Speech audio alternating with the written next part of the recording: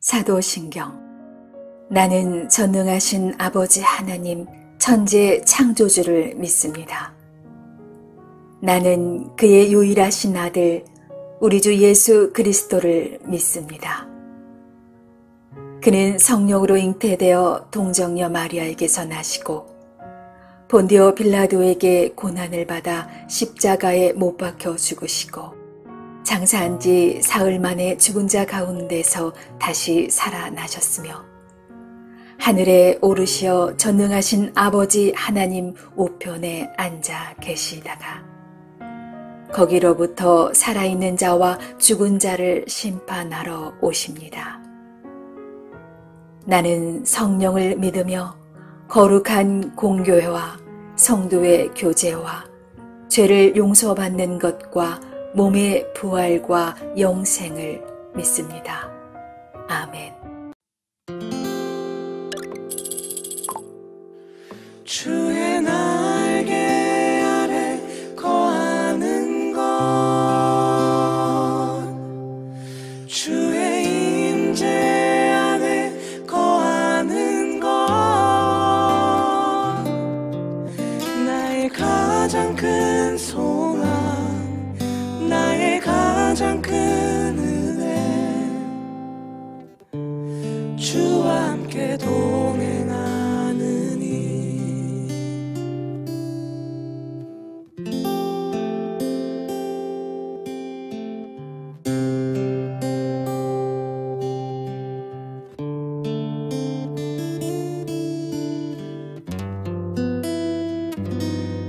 모습 이대로 사랑하시네,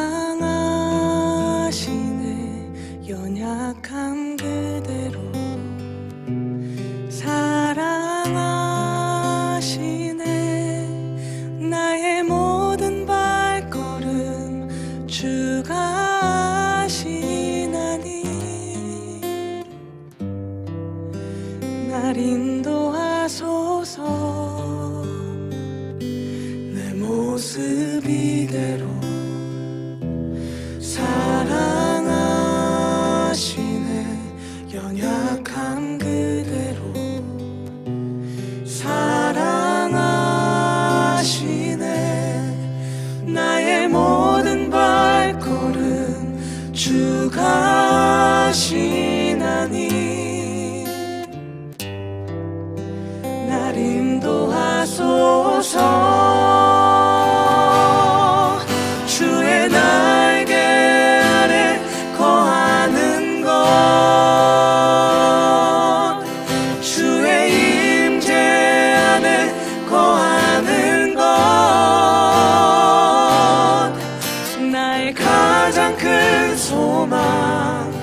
나의 가장 큰 은혜, 주와 함께 동행하느니 주의 날개 아래 거하는 것, 주의 임재 안에 거하는 것, 나의 가장 큰 소망, 나의 가장 큰 은혜, 주와 함께 동행하느니 나의 가장 큰 소망, 나의 가장 큰 은혜, 주와 함께 동행하느니.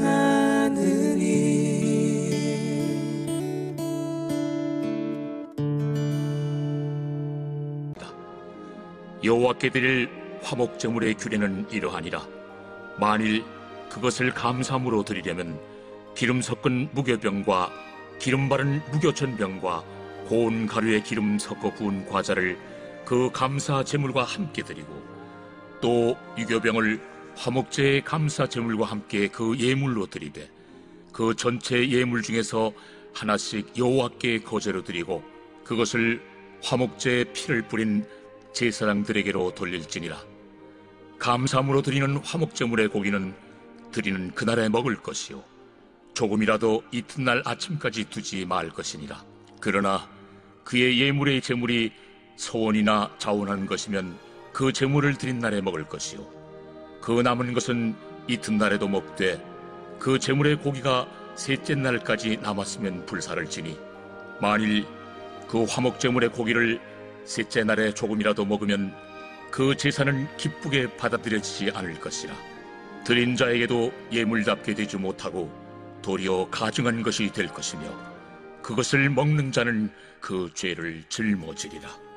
그 고기가 부정한 물건에 접촉되었으면 먹지 말고 불사를 것이라.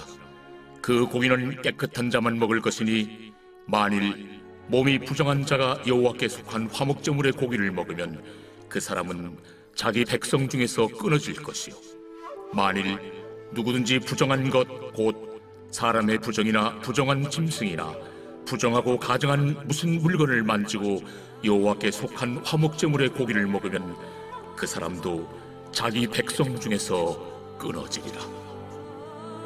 여호와께서 모세에게 말씀하여 이르시되 이스라엘 자손에게 말하여 이르라.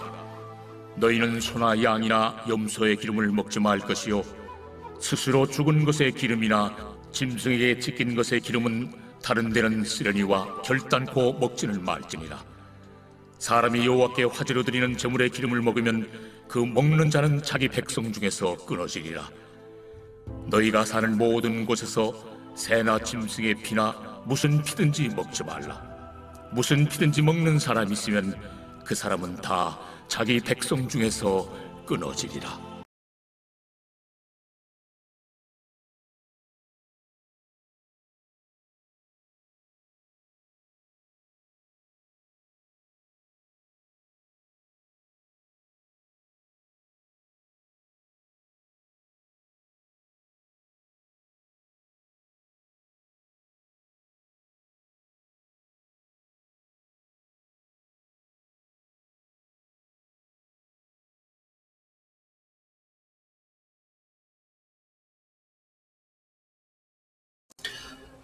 샬롬.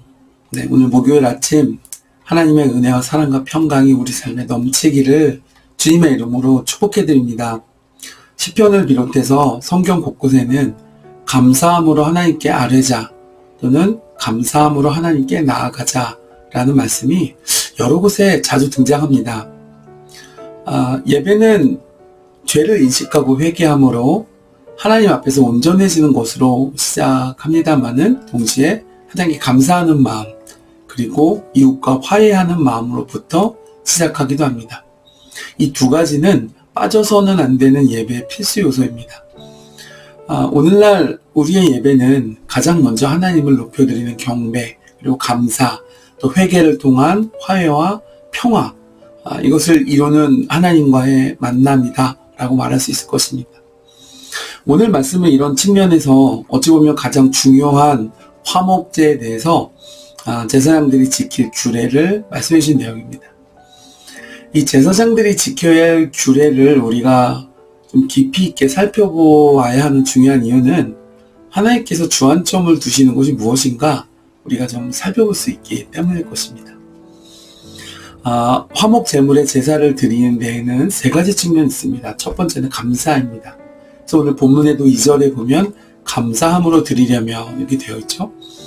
두 번째는 서원입니다. 서원하여 드릴 때. 그리고 마지막 세 번째는 자원해서 드릴 때입니다. 그래서 화목제를 드리는 경우는 이렇게 세 가지로 나누는데 먼저 오늘 본문의 감사함으로 드릴 때라고 할 때 이 말은 히브리 원문 성경을 찾아보면 토다라는 말로 되어 있습니다.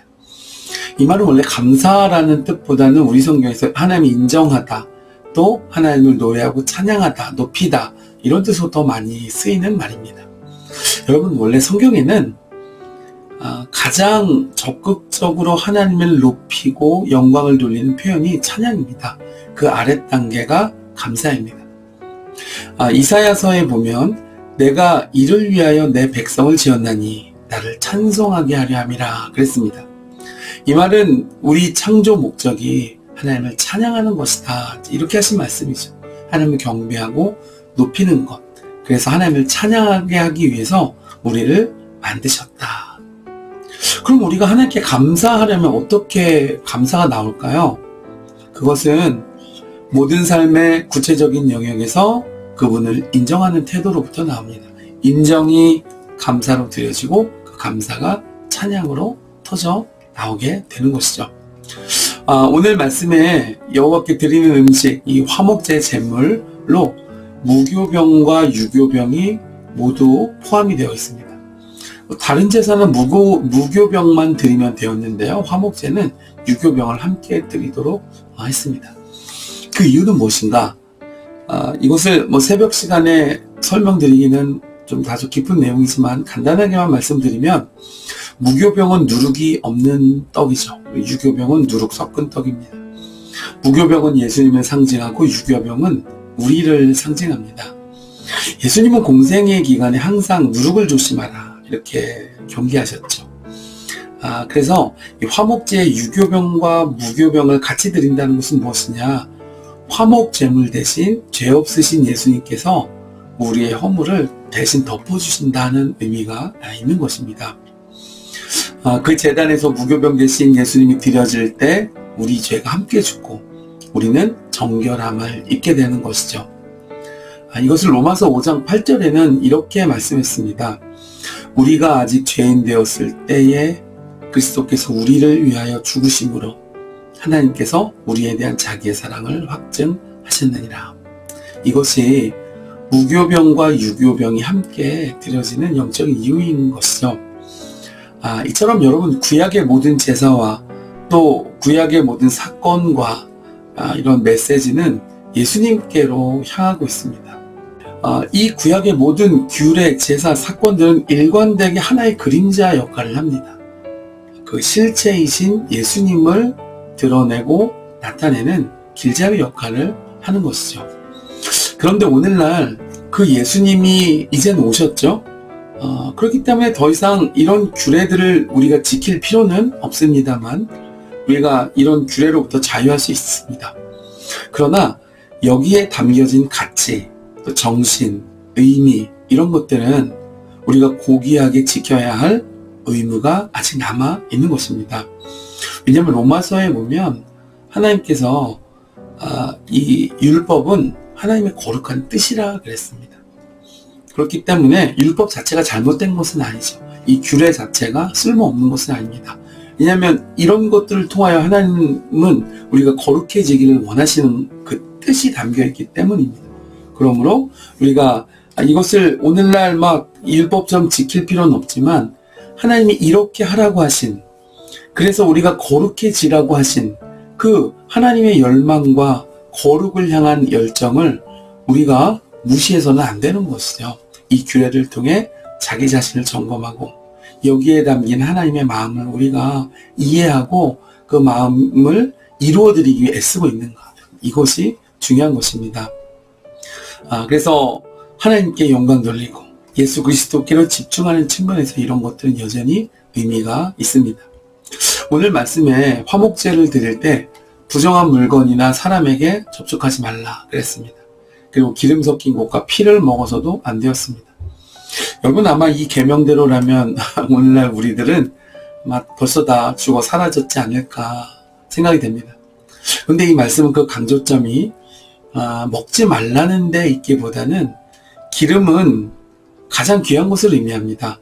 창세기 4장에 보면 아벨이 하나님 앞에 제사를 드릴 때 양의 첫 새끼와 그 기름으로 제물을 드렸다 그랬습니다. 이 말은 자신이 거둔 수확 중에 가장 귀하고 좋은 것을 드렸다는 뜻입니다.